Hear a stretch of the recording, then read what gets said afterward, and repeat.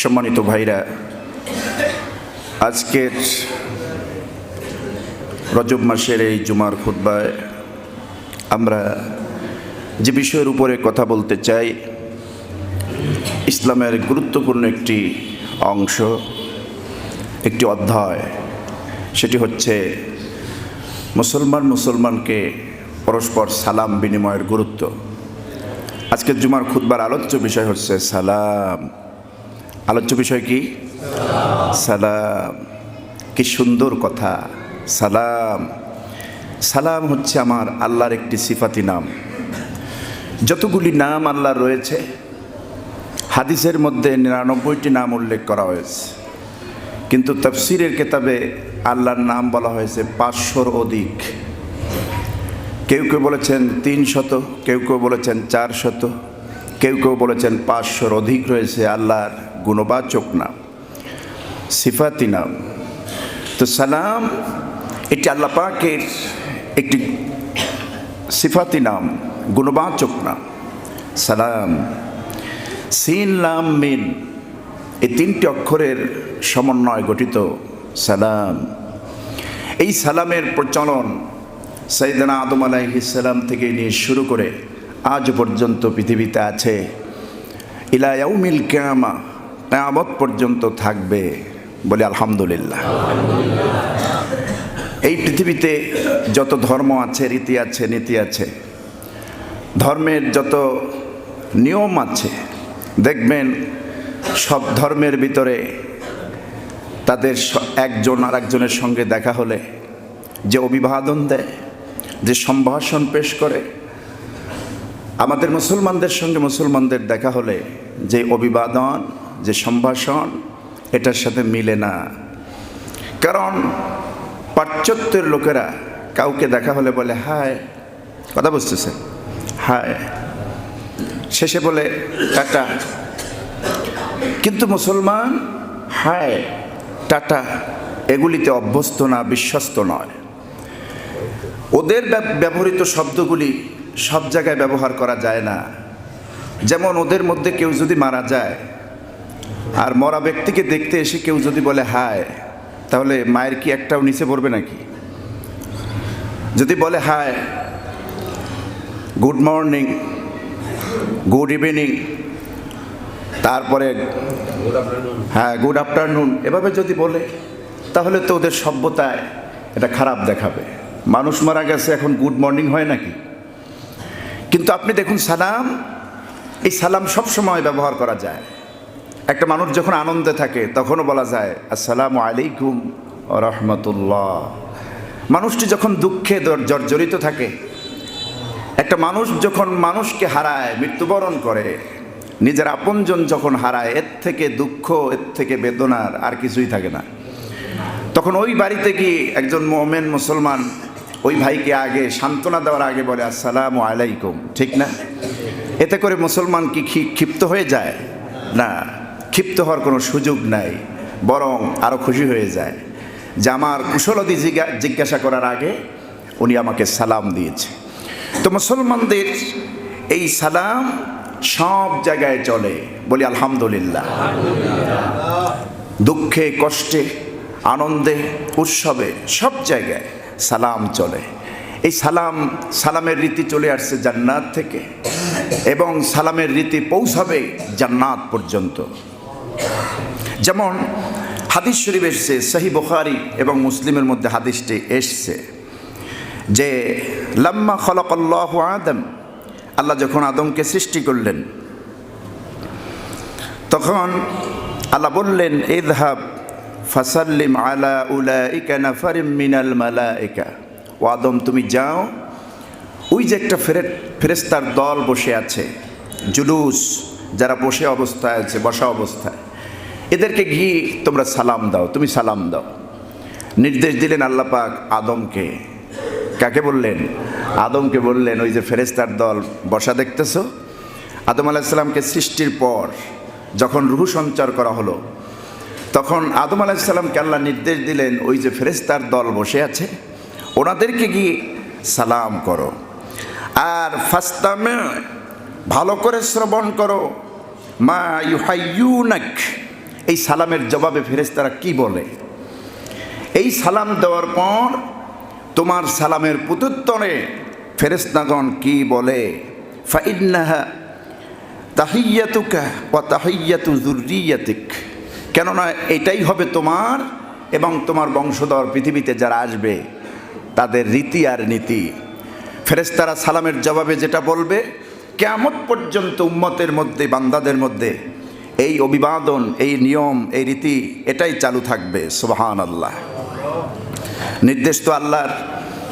এরপরে হযরত আদম আলাইহিস সালাম ফেরেশতাদের কাছে চলে গেলেন এবং সেখানে গিয়ে ফাকালা বললেন, আসসালামু আলাইকুম, আপনাদের উপরে আল্লাহর শান্তি, আল্লাহর রহমা, আল্লাহর দয়া বর্ষিত হোক। ফাকালু, ফেরেশতারাও জবাবে বললেন, আসসালামু আলাইকা ওয়া রাহমাতুল্লাহ।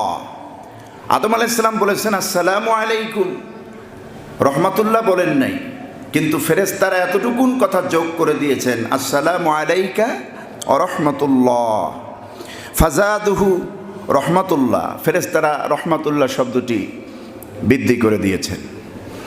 আল্লাহ রাব্বুল আলামিন কিয়ামত পর্যন্ত এই পৃথিবী ধরার মাঝে আল্লাহর কোনো গোলাম যখন সালাম দেবে, মুসলমানেরা যখন সালাম দেবে একজন আর একজনকে, প্রত্যেক মুসলমান আর একজন মুসলিম নর নারীকে দেখে বলবে আসসালামু আলাইকুম, আল্লাহর রহমত, আল্লাহর অনুগ্রহ, দয়া, আপনার করুণা, আল্লাহর করুণা আপনার উপরে বর্ষিত হোক। যে ব্যক্তি সালাম শুনবেন, হাদিসের আমল হলো যিনি সালাম দিয়েছেন, যে বাক্য দিয়া তার থেকে বেশি বাক্য বলতে হবে সালামের জবাবে। আমাদের বলতে হবে ওয়ালাইকুমুস সালাম ওয়া রাহমাতুল্লাহি ওয়া বারাকাতুহু। জোরে কোন সুবহানাল্লাহ। সালাম দিবে যে বাক্যে তার থেকে একটু বৃদ্ধি করে দেন, কারণ ফেরেশতারা আদমের সালামের জবাবে বাড়ায় দিয়েছেন। ফাজাদুহু রহমাতুল্লাহ, আদম আলাইহিস সালাম রহমাতুল্লাহ আলাইহি বলেন নাই, বলেছেন শুধু আসসালামু আলাইকুম। ফেরেশতারা যেহেতু এই অভিবাদন বৃদ্ধি করে দিয়েছে, লব্জ শব্দ বৃদ্ধি করে দিয়েছে, সুতরাং উম্মতে মুহাম্মাদি থেকে শুরু করে সমস্ত মুসলমানের দায়িত্ব হলো সালামের জবাবটা সুন্দর করে দেওয়া, যা দিয়েছে তার থেকে বেশি বাড়ায়া দেওয়া। সুবহানাল্লাহ। এই সালামের প্রচলন আল্লাহ রাব্বুল আলামিন জান্নাত থেকে শুরু করছেন, এমনকি জান্নাতি মুমিনদের সঙ্গে ওই সালামের ব্যবহার আল্লাহ রাব্বুল আলামিন করবেন। সূরাত ইয়াসিনের মধ্যে আল্লাহ বলেন, সালামুন কাওলাম মির রাব্বির রাহিম ওয়ামতাজুল ইয়াওমা আইয়ুহাল মুজরিমুন। জান্নাতীদেরকে বলা হবে সালাম, আল্লাহর পক্ষ থেকে, দয়াময় দয়াশীল রবের পক্ষ থেকে তাদেরকে বলা হবে সালাম। জান্নাতীদেরকে, কাদেরকে? জান্নাতীদেরকে বলা হবে সালাম। সালাম তো নিজেই আল্লাহ, আল্লাহ নিজেই সালাম। সুবহানাল্লাহ বলবেন না? আল্লাহ নিজেই সালাম, আবার জান্নাতীদেরকে দিবেন সালাম। সালামুন কাওলাম মির রাব্বির রাহিম। আল্লাহ পাক বলছেন দয়ালু রব, মেহেরবান রবের পক্ষ থেকে জান্নাতীদেরকে বলা হবে সালাম সালাম। জান্নাতীদেরকে আল্লাহর পক্ষ থেকে সালাম পাঠানো হবে। আর কাফের বেঈমান যারা, মুশরিক যারা, মুনাফিক যারা, তাদেরকে বলা হবে ওয়ামতাজুল ইয়াওমা আইয়ুহাল মুজরিমুন। অপরাধী যারা, পাপিষ্ঠ যারা, নাফরমান যারা, গুনাহগার যারা, আল্লাহর অবাধ্য বান্দা, আজকে পাপী যারা, পৃথক হয়ে যাও। কাফের বেঈমানেরা পৃথক হয়ে যাও। অপরাধী যারা, আমার নৈকট্য হাসিলকারী বান্দাদের থেকে তোমরা আলাদা হয়ে যাও। কিয়ামতের ময়দানে আল্লাহ যখন আলাদা হতে বলবেন, কোটি কোটি মানুষ, সব মানুষের ভিতরে আল্লাহ বলবেন ওয়ামতাজুল ইয়াওমা আইয়ুহাল মুজরিমুন। মুজরিমুন যারা, পাপিষ্ঠ যারা, অবাধ্য গোলাম যারা, আমার নাফরমান যারা, কাফের বেঈমান মুশরিক যারা, আলাদা হয়ে যাও, আমার মোমেন বান্দাদের থেকে আলাদা হয়ে যাও। আর সেই সময় আল্লাহ পছন্দের বান্দাদেরকে বলবে সালাম, আল্লাহর পক্ষ থেকে তোমাদেরকে সালাম। জোরে কোন সুবহানাল্লাহ। এই সালাম আল্লাহ রাব্বুল আলামিন আমাদেরকে দিয়েছেন একটি নিয়ামত হিসেবে, বরকত হিসেবে। যেমন আল্লাহ রাব্বুল আলামিন বলছেন সূরাতুন নূরের 61 নম্বর আয়াতে, فَإِذَا دَخَلْتُمْ بُيُوتًا فَسَلِّمُوا عَلَى أَنفُسِكُمْ تَحِيَّةً مِّنْ عِندِ اللَّهِ مُبَارَكَةً طَيِّبَةً كَذَلِكَ يُبَيِّنُ اللَّهُ لَكُمُ الْآيَاتِ لَعَلَّكُمْ تَعْقِلُونَ। আল্লাহ পাক বলছেন ফাইদা দাখালতুম বুয়ুতা, যখন তোমরা কোনো ঘরে প্রবেশ করো, এখানে কিন্তু নিজের ঘর বলে নাই, শব্দটি নাকেরা, অনির্দিষ্ট। তোমরা যদি কারো ঘরে প্রবেশ করো, এই প্রবেশের আদব হচ্ছে, মাসনুন তরিকা হচ্ছে সালাম দাও। ঘরে লোক থাকুক আর না থাকুক দিতে হবে কি সালাম। এই আয়াতের দুটো ব্যাখ্যা। নাম্বার 1, হয় ফেরেশতারা থাকবে সেখানে, নতুবা নিজেদের উপরে সালাম দিতে হবে। ওই ঘরে কেউ থাকুক আর না থাকুক, ফেরেশতা থাকে এটা মনে করে সালাম দিতে হবে, অথবা নিজেদের উপরে সালাম পেশ করতে হবে। এ কথা আল্লাহ বলছেন যে নিজেদের উপরে নিজেরা প্রয়োজনে সালাম দাও। তবু কারো ঘরে ঢুকে, কোনো ঘরে ঢুকে সালাম ছাড়া কোনো ঘরে ঢুকবে না। ফাসাল্লিমু আলা আনফুসিকুম, তোমাদের নিজেদের উপরে নিজেরা সালাম দাও, সালাম বিনিময় করো। তাহিয়াতাম মিন ইনদিল্লাহ মুবারাকাতান তাইয়্যিবা, আল্লাহ পাক বলছেন সালামের চাইতে উত্তম অভিবাদন আল্লাহর পক্ষ থেকে আসমানের নিচে জমিনের উপরে আর নাই। আরে ভাই, সালাম মানেই তো শান্তি, ইসলাম মানেও শান্তি, সালাম মানেও কি শান্তি, রহমা, দয়া, অনুগ্রহ। যেই মানুষটি মানুষকে সালাম দেয়, এর থেকে শ্রেষ্ঠ মানুষ আকাশের নিচে জমিনের উপর হয় না। কারণ সরাসরি ওই ব্যক্তি আল্লাহর হুকুম পালন করছে, তামিল করছে, সালাম দিচ্ছে। আমার বন্ধুগণ, আল্লাহ পাক বলছেন তাহিয়াতাম মিন ইনদিল্লাহ মুবারাকাতান তাইয়্যিবা, আল্লাহর পক্ষ থেকে এই অভিবাদনটা হচ্ছে সবচাইতে দামি, বরকতপূর্ণ এবং পবিত্র অভিবাদন হচ্ছে সালাম। কাযালিকা ইউবাইয়িনুল্লাহু লাকুমুল আয়া, আল্লাহ পাক বলছেন এভাবেই আল্লাহ পাক তার নিদর্শনাবলী তোমাদের জন্য বর্ণনা করেন, লাআল্লাকুম তাআকিলুন, যাতে করে তোমরা অনুধাবন করতে পারো, এর থেকে তোমরা শিক্ষা নিতে পারো। সালাম এটা দেওয়া সুন্নত, কিন্তু কেউ যদি সালাম দিয়ে ফেলে, সালাম দেয়, ওটার জবাব দেওয়া কি, কথা বলেন, ওয়াজিব। এটা তো আমরা ভালো করেই জানি। কিন্তু দুঃখ এখানে অনেকে সালাম দিলেও খেয়াল করে না, আবার সালামের জবাবটা দেয় একেবারে খুবই কৃপণতার সাথে।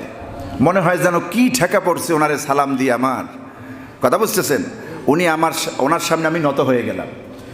সালাম মানে নত হওয়া নয়, সালাম মানে অভিবাদন পেশ করা, সালাম মানে অভ্যর্থনা দেওয়া, সম্ভাষণ পেশ করা।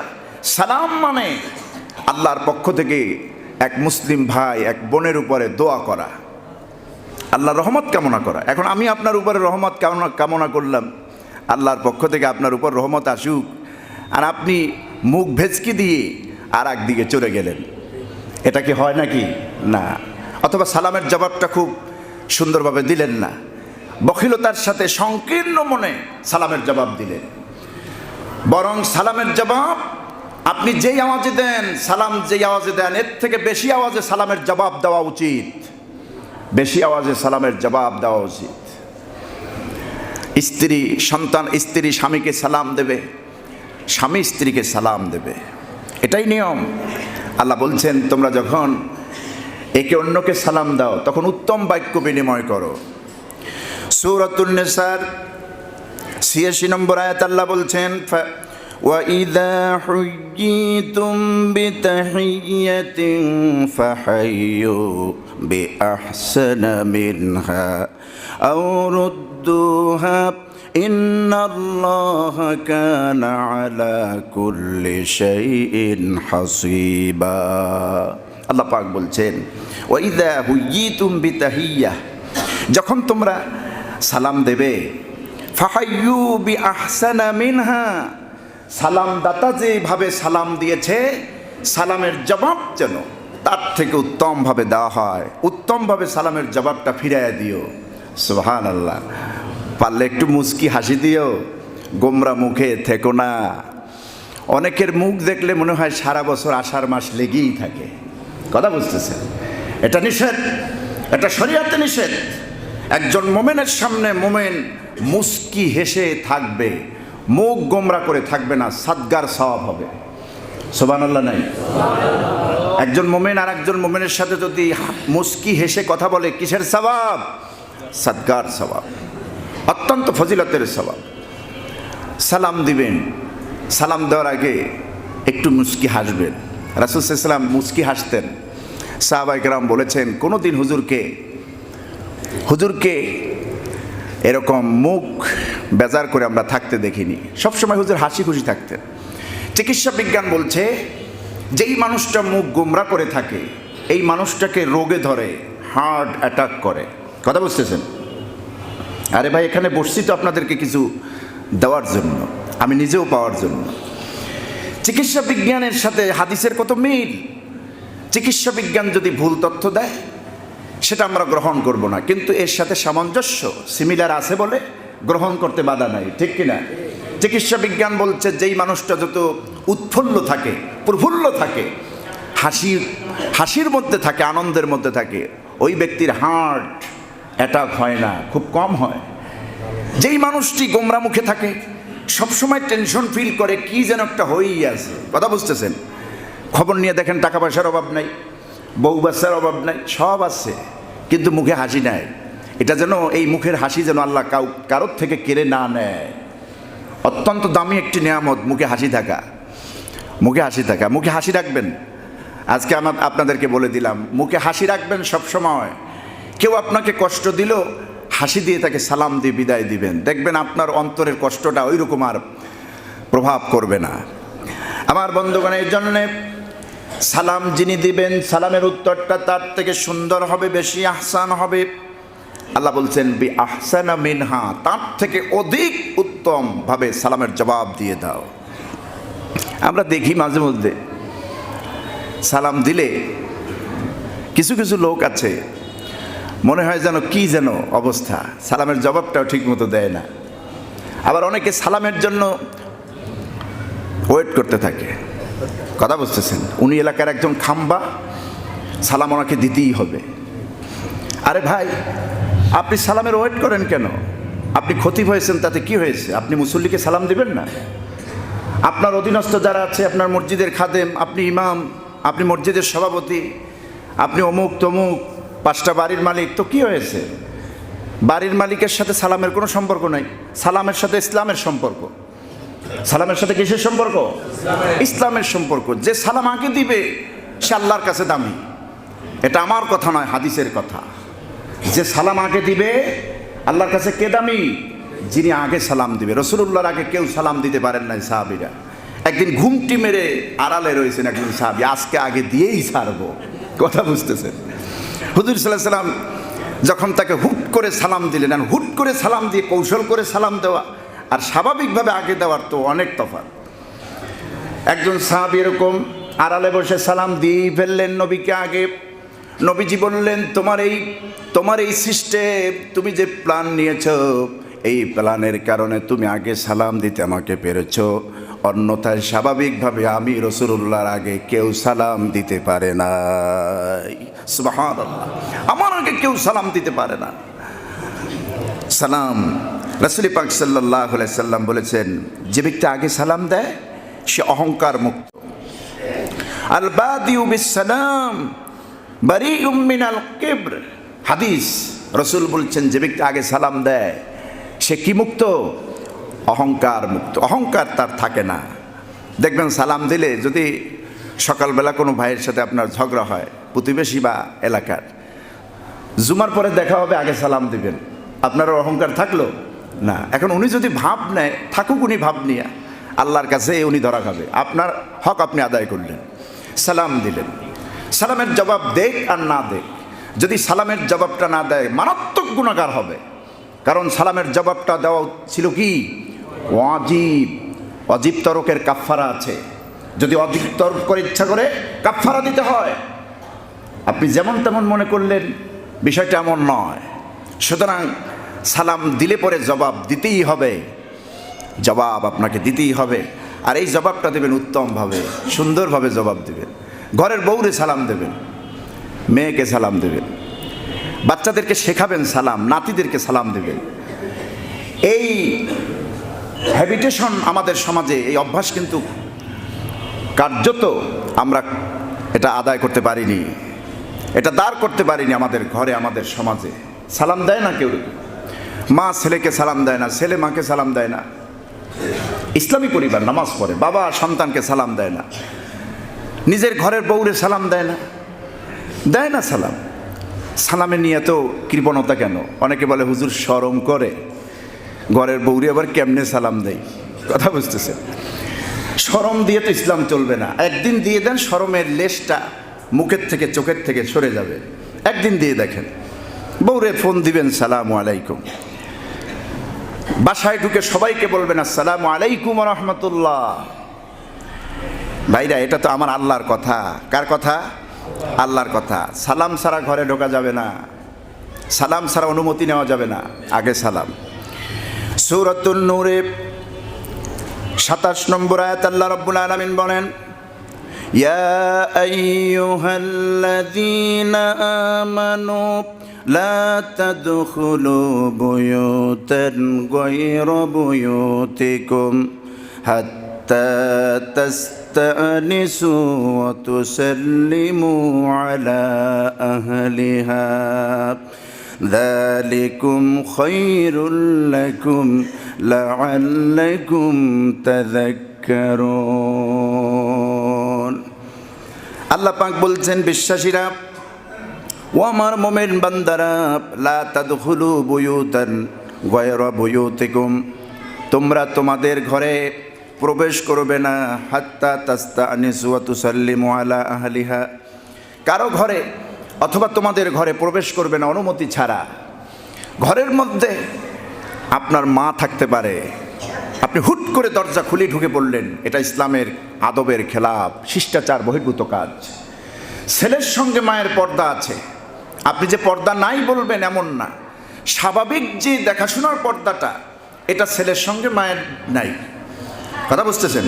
ছেলের সঙ্গে মাকে দেখা যাবে, কিন্তু মা তার রুমের মধ্যে বসে আছে, বন্দিগি করতেছে অথবা বসে আছে, হুট করে আপনি আপনার মায়ের ঘরে কোনোরূপ অনুমতি বা সালাম ছাড়া ঢুকতে পারবেন না। ইসলাম এ ব্যাপারে কঠিনভাবে নির্দেশনা দিয়েছে। আপনার মায়ের ঘরে যেতে হলে, যদিও মাকে দেখা জায়েজ, শাশুড়িকে দেখা জায়েজ, খালাকে দেখা জায়েজ, ফুফুকে দেখা জায়েজ, দাদিকে দেখা জায়েজ, কিন্তু তাদের ঘরে, তাদের জায়গায় ঢুকতে হলে আপনাকে অনুমতি নিতে হবে। কারণ আপনার মা, আপনার শাশুড়ি, আপনার বোন, এরা প্রস্তুত নাও থাকতে পারে, স্বাভাবিকভাবে সে বিছানায় থাকতে পারে, আপনি তার সাথে এরকম দেখা করতে পারেন না। কথা বুঝতেছেন? এই জন্য ইসলাম দিয়েছে এই সুন্দর নির্দেশনা, যখন তোমরা ঘরে কারো ঘরে প্রবেশ করবে অথবা তোমাদের ঘরে প্রবেশ করবে, হাত্তা তাস্তানিসু, অনুমতি না নিয়ে ওই ঘরে প্রবেশ করো না। অতুসাল্লিমু আলা আহলিহা, ওই ঘরের আহালকে, পরিবারকে সালাম দিবে। সালাম দেওয়াটা তোমাদের জন্য কতখানি ভালো। যালিকুম খায়রুল লাকুম লাআল্লাকুম তাযাক্কারুন, আল্লাহ বলছেন এটা তোমাদের জন্য। সুবহানাল্লাহ। ঘরের মধ্যে সালাম দিবেন, সালাম দিলে আল্লাহ রহমত নাজিল হয়, রহমত বর্ষিত হয়। আপনার ঘরের স্ত্রী যদি রহমতপূর্ণ হয়, এতে আপনার ক্ষতি আছে নাকি? না। সালাম দিবেন, বউকে সালাম দিবেন, সন্তানকে সালাম দিবেন। আসসালামু আলাইকুম, আম্মু তুমি কেমন আছো, আব্বু তুমি কেমন আছো, সালাম দিবেন। এই সালাম যত বেশি প্রচলিত হবে, হুজুর বলেছেন আফসুস সালাম, বেশি বেশি সালাম দাও, বেশি বেশি সালাম দাও। এক ব্যক্তি রাসূলুল্লাহর কাছে এসে বলছেন, আইয়ুল ইসলাম খায়রুন ইয়া রাসূলুল্লাহ, হে আল্লাহ রাসূল, ইসলামের সবচাইতে ভালো কাজ কোনটি? এ ব্যাপারে হাদিসে অবশ্য অন্যান্য বর্ণনা এসেছে, বিভিন্ন ক্ষেত্রে রাসূল বিভিন্নভাবে বলেছেন। তো ওই সাহাবী যে প্রশ্ন করলেন ইসলামের সবচেয়ে কল্যাণকর কাজ কোনটি, হুজুর বললেন তুতইমুত তাআমা ওয়া তাকরাউস সালামা আলা মান আরাফতা ওয়া মান লাম তারিফ। তুমি ক্ষুধার্তকে খাবার খাওয়াও, এটাও বুখারী মুসলিমের হাদিস। আল্লাহর নবী বলেন যখন তুমি তোমার সামনে ক্ষুধার্ত এসে যাবে, ক্ষুধার্তকে, যার পেটে খাবার নাই, আহার নাই, ওই ব্যক্তিরে খাবার দাও। ওয়া তাকরাউস সালামা আলা মান আরাফতা ওয়া মান লাম তারিফ, যাকে তুমি চেনো না, যাকে তুমি চেনো উভয়েরই তুমি সালাম দাও, সালাম দাও। এখন এখানে একটা কথা আছে, দেখতে হিন্দুর মতো, মাথায়ও চুল নাই আর মুখেও দাড়ি নাই, এরকম লোক আছে না? এই জন্য তো ইসলাম বলছে দাড়ি রাখো, তোমার যেন শেয়ার ইসলাম মনে হয়, তোমার যেন শেয়ার ইসলাম মনে হয়। মুখে দাড়ি রাখো, সুন্নতি পোশাকটা পরো, মাথায় একটা টুপি রাখো, এটা হচ্ছে শেয়ারে মুসলিম। মুসলমান চেনার উপায় হলো মাথার টুপি, দাড়ি, ঠিক না? এগুলি থাকলে পরে মুসলমান। এখন একজন দাড়ি কামানো লোক, মুখেও নাই কিছু, মাথায়ও নাই কিছু, কথা বুঝতেছেন? মাথাটা একদম বঙ্গবন্ধু স্টেডিয়ামের মতো সমান, আর মুখের দাড়িটা ওই রকম সমান। এখন একজন বুঝবে কেমনে এই লোক মুসলমান? কিন্তু হাদিসের নিয়ম হচ্ছে আপনি সালাম দিবেন। যদি সে পরবর্তীতে জানে যে এই লোকটা হিন্দু ছিল, বৌদ্ধ ছিল, খ্রিস্টান ছিল, গুনাহ হবে না। কিন্তু যদি এই লোকটি মুসলমান হয়ে থাকে, হিন্দু ভেবে, খ্রিস্টান ভেবে, মুখে দাড়ি নাই, মাথায় চুল নাই, সুন্নতি টুপি নাই, কথা বুঝতেছেন? আপনি দিলেন না, আপনি তো সুন্নাহকে অবহেলা করলেন, আপনি আল্লাহর বিধানকে অমান্য করলেন।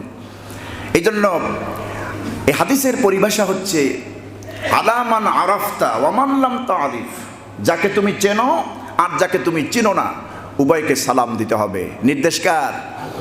আল্লাহ রাব্বুল আলামিনের। আর সালাম হচ্ছে অত্যন্ত গুরুত্বপূর্ণ একটি কাজ, ইবাদত। সালাম দিলে নেকি হয়। অনেকে বলেন সালাম দিলে 10 নেকি, না 90 নেকি, আর সালামের জবাব দিলে 10 নেকি। এই জাতীয় কোনো বর্ণনা হাদিস থেকে আমি পাইনি। কারণ সালামের জবাব যদি দেওয়া হয় সে তো শব্দ আরো বৃদ্ধি করে, ওয়া আলাইকুমুস সালাম ওয়া রাহমাতুল্লাহি ওয়া বারাকাতুহু। উনি সব কম পাবেন কেন? প্রত্যেকটা অক্ষর যদি মিলান তাহলেও তো আপনার 10 কোথায়, আপনার বহুত নেকি পাওয়া যায়। এক একটা অক্ষরে যদি 10টা নেকি হয় তাহলে অনেকগুলি অক্ষর, এতে তো 200-250 নেকি হওয়ার কথা। সুতরাং আগে দিলে সব, পরে দিলে ঠিক আছে, কিন্তু সবের ক্ষেত্রে কত নেকি এটা হাদিস শরীফে এভাবে স্পষ্ট আমি পাইনি। হয়তোবা থাকতে পারে, কিন্তু আগে দিলে বেশি নেকি, সালামের জবাব দিলে কম নেকি, এরকম বিষয়টা কিন্তু এরকম আসলে নয়। সালামের বিষয়টা হচ্ছে মুসলমানদের ভিতরে একটা সৌন্দর্য বৃদ্ধি করা, একটা যোগ সংস্থাপন করা, একজন মুসলমানের সঙ্গে আরেকজনের মুসলমানের এঙ্গেজ তৈরি করা, ভ্রাতৃত্বের বন্ধন অটুট করা। মেহমানদেরকে সালাম দিতে হবে। ওই যে ইব্রাহিম আলাইহিস সালাম মেহমানদেরকে দেখে রাগ করেছিলেন সালামের বিষয়ে।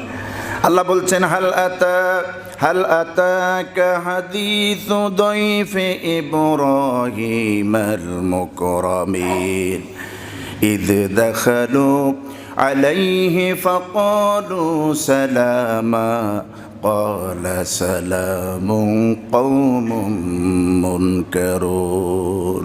আল্লাহ পাক বলছেন আপনার কাছে ইব্রাহিমের কি ওই ইতিহাস বৃত্তান্ত পৌঁছায় নাই সম্মানিত মেহমানদের ব্যাপারে? ঈদ দাখালু আলাইহি, যখন ওই মেহমানরা ইব্রাহিম আলাইহিস সালামের কাছে গিয়েছিলেন, ফাকালু সালামা, তখন ওই মেহমানরা বলেছিলেন সালাম। ক্বালা, হযরত ইব্রাহিম বলেছিলেন সালামুন কওমুন মুনকারুন, তিনিও বলেছিলেন আল্লাহর পক্ষ থেকে তোমাদেরকেও সালাম। অথচ সেই জাতি ছিল অপরিচিত লোক। আমার বন্ধুগণ, মেহমান হোক, নিজের ভাই হোক, বোন হোক, স্ত্রী হোক, সন্তান হোক, আমরা তো আপনজনের কল্যাণই বেশি চাই আগে, ঠিক না? আপনজনের কল্যাণের চাইতে বাইরের লোকের কল্যাণ কি চাই নাকি? না, আমার স্ত্রী, আমার সন্তান, আমার পিতামাতা, আমার ভাই বোন ভালো থাকুক, এইটাই চাই আমি। এমনকি আমার চাই তো বেশি ভালো চাই, আমার চেয়েও বেশি চাই আমার সন্তানটা ভালো থাকুক। সন্তানের গায়ে, সন্তানের শরীরে কোনো আঁচড় যেন লাগে না, প্রয়োজন ওই আঁচড়টা আমার শরীরে পড়ুক, তবুও সন্তান যেন সম্পূর্ণ হেফাজতে থাকে, স্ত্রী যেন ভালো থাকে। আপনি গাড়িতে চললেন, স্ত্রীর প্রতি নজর, সন্তানের প্রতি নজর, কোনো ঝামেলা যেন না হয়, কোনো কষ্ট যেন না হয়। আরামদায়কের জন্য এসি স্লিপার কোচে টিকিট করলেন, বিমান এয়ারে টিকিট করলেন, লঞ্চের ভিআইপি 9,000 টাকা কেবিন, ভিআইপি কেবিনে টিকিট করলেন। এত কিছু বোঝেন আপনার সন্তান স্ত্রীর জন্য, ভালোটা করার জন্য, কিন্তু আপনি আপনার ওই স্ত্রী আপনার সন্তানের জন্য আল্লাহর রহমত আসুক, শান্তি আসুক, এটা বুঝবেন না। সবসময় আপনার স্ত্রী সন্তান রহমত দিয়ে আল্লাহর প্যাকেট হয়ে থাক, বলি আমিন। আমাদের স্ত্রী, আমাদের সন্তান, আমাদের পরিবার মণ্ডল, আমাদের ভাই বোন, আপনজন, পিতামাতা আল্লাহর রহমতের বাউন্ডারির মধ্যে থাকুক। আমরা চাই কি চাই না? এই জন্য সালাম দিতে হবে, সব সময় সালাম দিতে হবে, পরিবারকে সালাম দিতে হবে।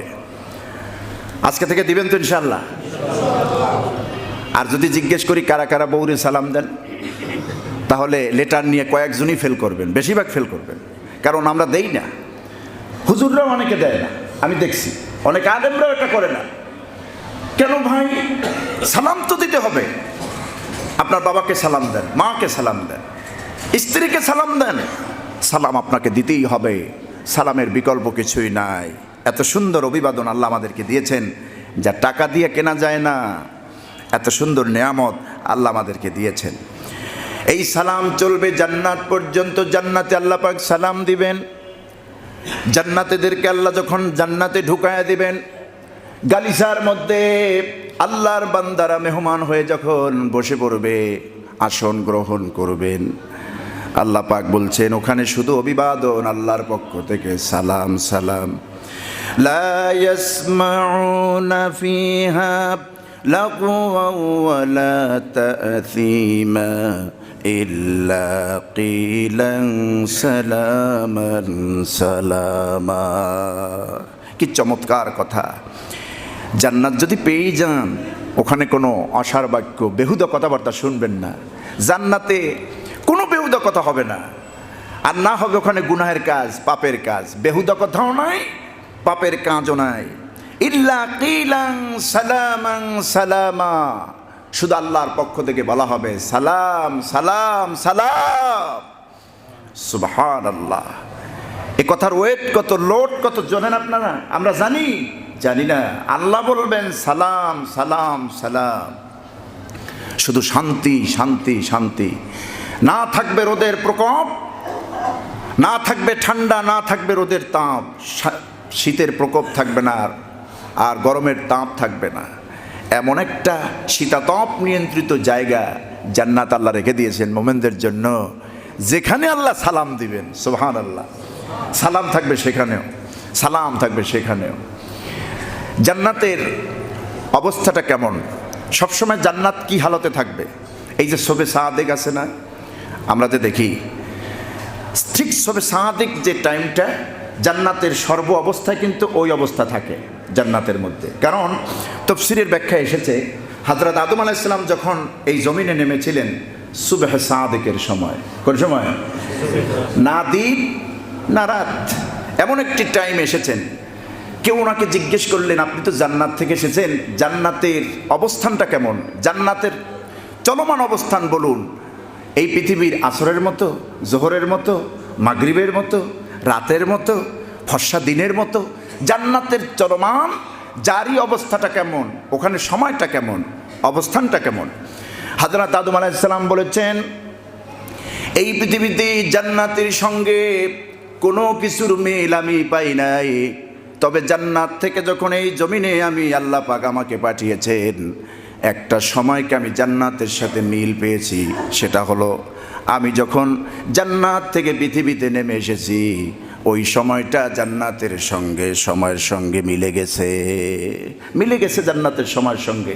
অর্থাৎ সুবহে সাদেক, সুবহে সাদেকের যে একটা অবস্থা, না দিন না রাত, জান্নাতে এরকম একটা অবস্থা। আর থাকবে না খুব শীতের প্রকোপ, থাকবে না ঠান্ডা, থাকবে না গরম, এমন একটা অবস্থা জান্নাতের মধ্যে থাকবে। সেখানেও আল্লাহ দিবেন সালাম সালামান সালামা। আল্লাহ যেন এই সালামের উপরে বেশি বেশি অভ্যস্ত হওয়ার তৌফিক দান করেন। শত্রুকেও সালাম দিবেন, রাজি আছেন তো ইনশাআল্লাহ? শত্রুকেও সালাম দিবেন। কারো কেবিনে ঘরের মধ্যে ঢুকলে আগে সালাম দিবেন, অনুমতি নেবেন। দরজা নক করে টাকাইয়া একদম অস্থির করে ফেলাইবেন না। আগে সালাম, এরপরে অনুমতি নেবেন, সালাম দিবেন। কোনো দোকানদারের সামনে গেলেন কিছু কিনতে, সালাম দিবেন। বাজারে কিছু কিনতে গেলেন, সালাম দিবেন। অবশ্য বাজারে সালাম দেয়ই না, কথা বুঝতেছেন? বাজারে কোনো কিছু কিনতে গেলে খুব কম লোকই সালাম দেয়, সালাম দেওয়া উচিত। এমনও হতে পারে সালাম দেওয়ার কারণে ওই দোকানদারের চেহারা আপনার চেহারার দিকে নজর করে একটু দামটা কমও লইতে পারে। অবশ্য এরকম সম্ভাবনা নাই, তারপর একটু রহম যদি হয়েই বসে, কথা বুঝতেছেন? সালাম দিবেন, সালাম মানি তো রহমত, দুইজনের প্রতি রহমত বর্ষণ হলো আল্লাহর পক্ষ থেকে। রাজি আছেন ইনশাআল্লাহ? আমরা সালামকে প্রচলন করব, বেশি বেশি সালাম দেব। যে যত বেশি সালাম দেবে তার হৃদয়টা তত ভালো থাকবে, অহংকার মুক্ত থাকবে। বেশি বেশি সালাম, আফসুস সালাম বাইনাকুম, তোমরা বেশি বেশি সালামের প্রচলন করো, ঘরে বাইরে ভেতরে সব জায়গায়। এমনকি নিজেকে নিজে সালাম দেওয়ার জন্য আল্লাহ নির্দেশ দিয়েছেন। খালি ঘরে ঢুকলা নিজের উপরে সালাম দাও, অসুবিধা নাই। আল্লাহ আমাদেরকে বেশির থেকে বেশি সালামের বিনিময় করার তৌফিক আল্লাহ দান করুন, আমিন। হাদা মা ইনদি ওয়াল ইলমু ইনদাল্লাহ।